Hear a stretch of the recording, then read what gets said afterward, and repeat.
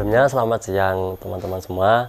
Perkenalkan saya Khairul Anwar dari Desa Tratemulyo RT 3 RW 1 Kecamatan Weleri.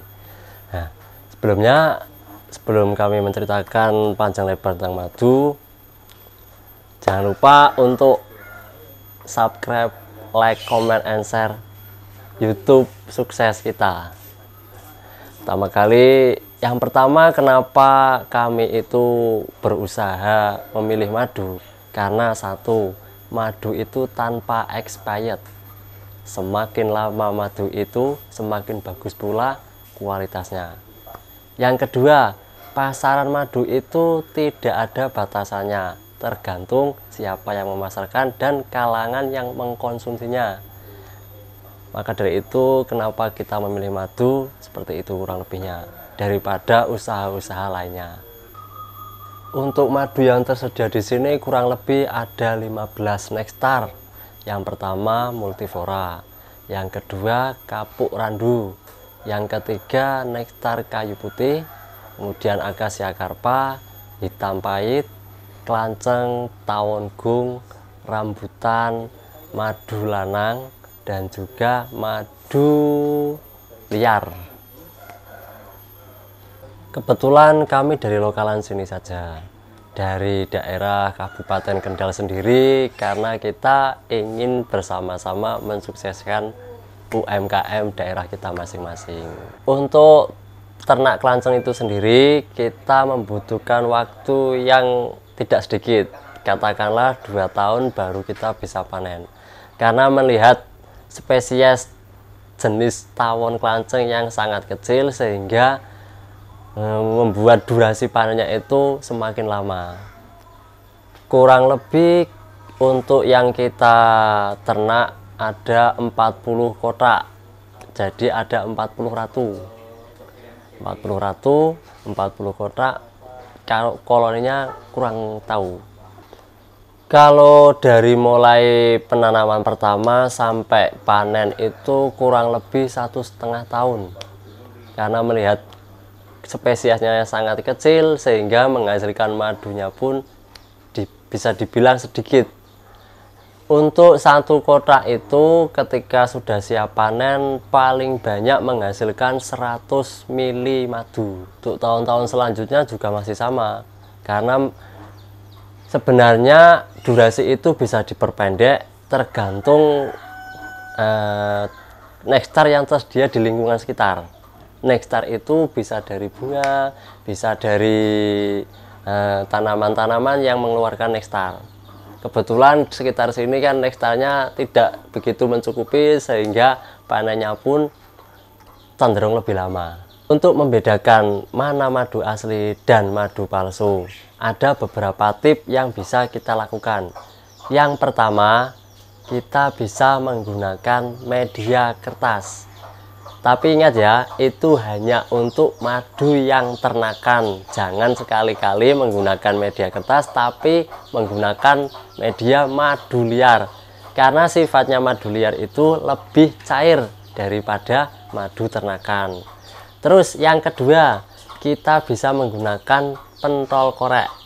Pentol korek itu dicelupkan ke dalam madu. Setelah itu dinyalakan. Kalau dia nyala berarti itu tandanya madu asli. Terus yang ketiga, bisa menggunakan piring ditaruh madu, kemudian digoyang-goyang.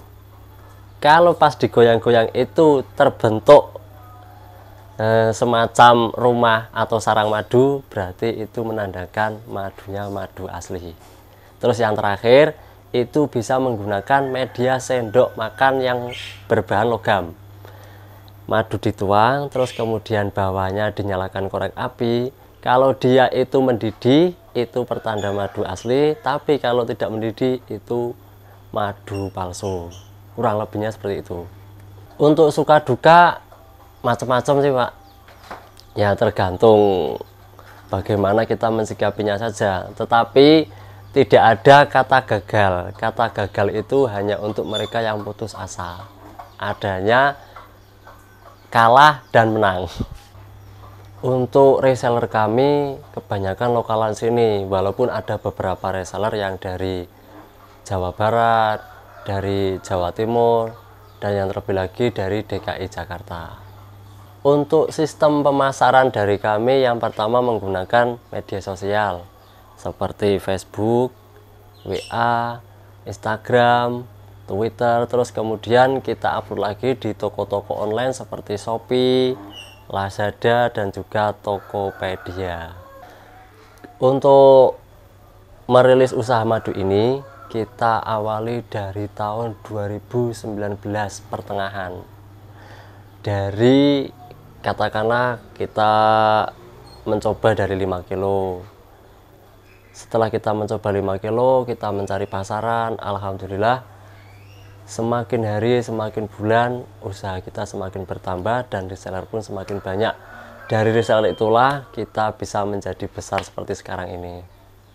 Harapan ke depan tidak ada harapan lain selain kesuksesan untuk bersama. Jadi kesuksesan itu bisa menghampiri semua orang ketika orang itu mau berusaha tanpa putus asa.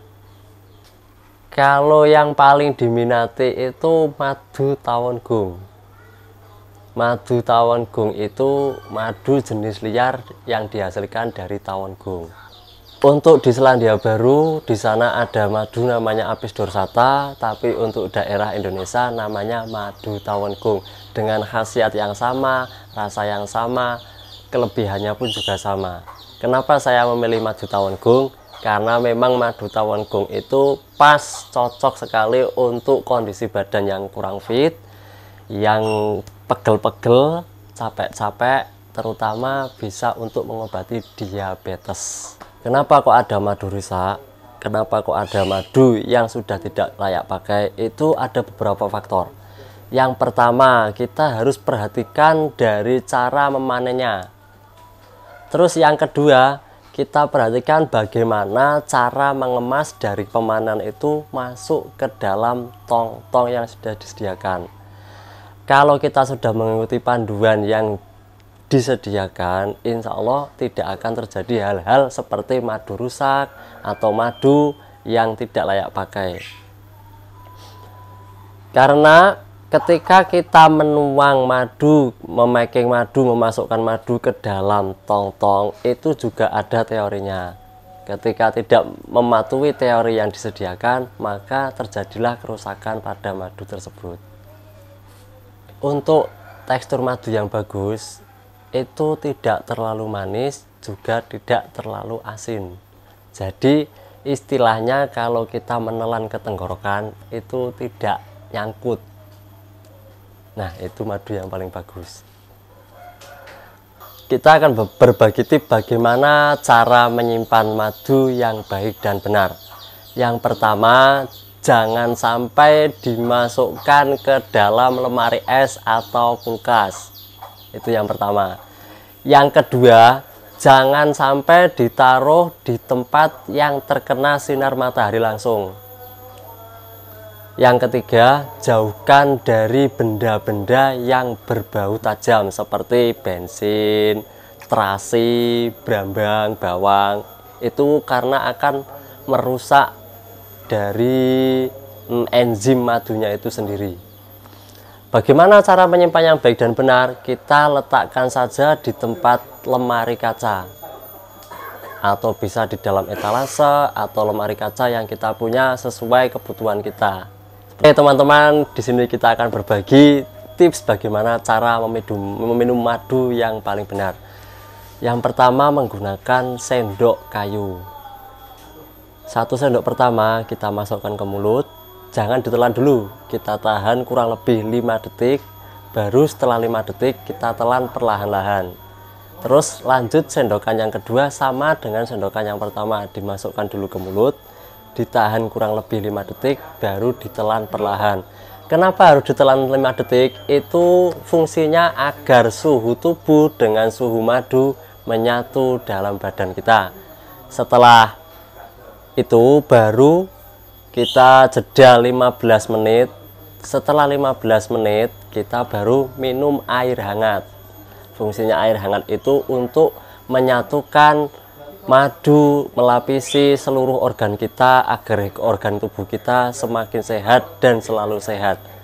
Setelah 15 menit baru kita mengkonsumsi makanan seperti biasanya. Oke, untuk kawan-kawan yang di luar sana sedang berusaha menggapai cita-citanya, kita berbagi motivasi. Jangan pernah lelah kita dengan apa yang kita kerjakan. Lakukan sesungguh hati, lakukan dengan ikhlas, terus belajar dan pantang menyerah. Karena di dunia ini tidak ada suatu apapun yang bisa menghalangi ketika kita sudah bersungguh-sungguh.